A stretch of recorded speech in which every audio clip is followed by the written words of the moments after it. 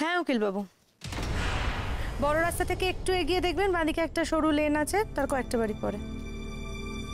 ঠিক আছে, no problem, আসুন। হ্যাঁ আচ্ছা, ওকে ওকে। বলছি উকিল বাবুকে তাহলে আমার ঘরেই বসাই?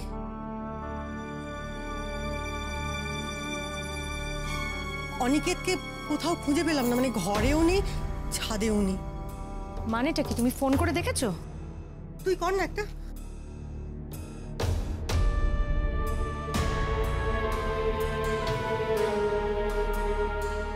সুইচ অফ বলছে, মানেটা কি, কোথায় গেল? সেটাই তো। মহারানী কোথায়? ঘরে? না, ঘরে নেই, ছাদেও নেই, বুঝতে পারছি না। দুজনেই নেই একসঙ্গে?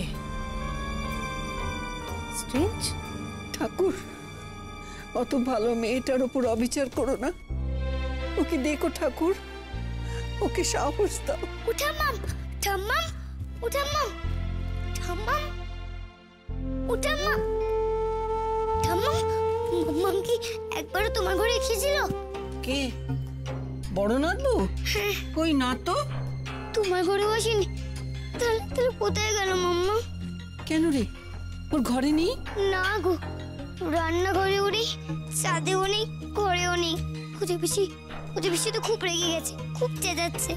তাহলে কি হবে? কোথায় গেল মেয়েটা? মনে দুঃখে কিছু করে বসেনি তো? মাম্মা কোথায় চলে গেল না তো? ওটা মামটাম্মা, এখন কি হবে গো?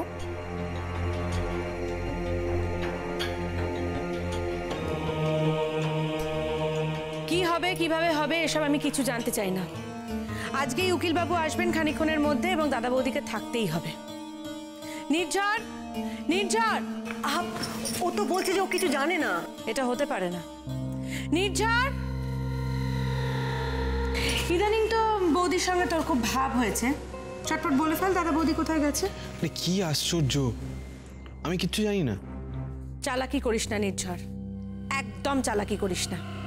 তুই জানিস না এটা হতে পারে না, মিথ্যে কথা বলছিস। আজব ব্যাপার, তুই আমার কথা কেন বিশ্বাস করছিস না? কারণ তুই মিথ্যে কথা বলছিস। তোদের দু দলের মধ্যে নিশ্চয়ই তলে তলে কোনো সাঁট হয়েছে।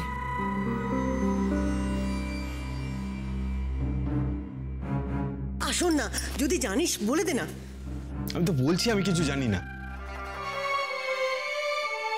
এই তো শেষ পর্যন্ত বাড়িটা পাওয়া গেল। এই তো দেখুন চলে এলাম ঠিক সময়, কিন্তু কই, কোথায় তারা? আসুন না, আসুন। ওরা মানে কোথায় গেল দুজনে? এবার উকিল বাবুকে কি বলবো? কোথায়? আর কাদের ডিভোর্সের কাগজ তৈরি করতে হবে?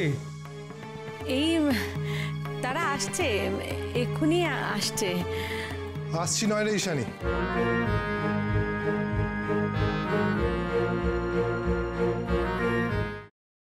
আমি এই সব কিছু বন্ধ করতে পারি, কিন্তু একটা শর্তে।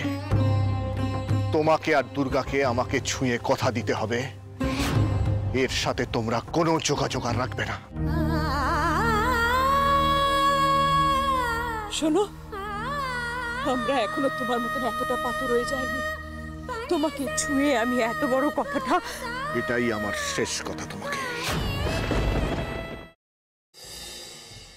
দাদা ভাই, পুতুলটা না দিয়ে এসেছি। আস্তে, একেবারে বজরংবলী আন্টির হাতে দিয়েছো তো? না, আমরা তো দরজা দিয়ে গড়িয়ে দিয়েছি, ঘরে তো ঠাম্মু ছিল তাই ঢুকতে পারিনি। মা ঘরে ছিল? এ বাবা, যদি মার হাতে পড়ে তাহলে তো মুশকিল। ওনার কোনো সর্দারজির সাথে পরিচয় ছিল?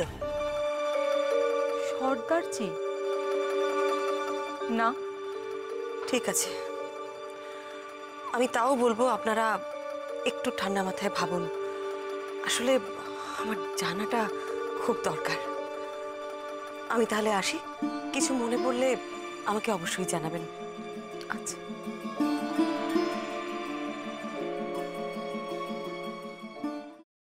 ফ্রাইং প্যানে Emami healthy and tasty refined rice bran oil গরম করে তাতে গোটা কালো সর্ষে আর কারি পাতা ফোড়ন দিয়ে ওর মধ্যে একে একে টমেটো কুচি, বাঁধাকপি বাটা, নুন, হলুদ গুঁড়ো, শুকনো লঙ্কা গুঁড়ো আর সামান্য চিনি দিয়ে ভালো করে কষিয়ে নিয়ে ওই মিশ্রণে কুড়িয়ে বেটে রাখা নারকেল, পাকা লঙ্কা কুচি আর কারি পাতা দিয়ে ভালো করে নাড়াচাড়া করে নামিয়ে নিয়ে নারকেলের স্লাইস, পাকা লঙ্কা স্লাইস আর কারি পাতা দিয়ে সাজিয়ে সার্ভ করুন বাঁধাকপির ঝাল।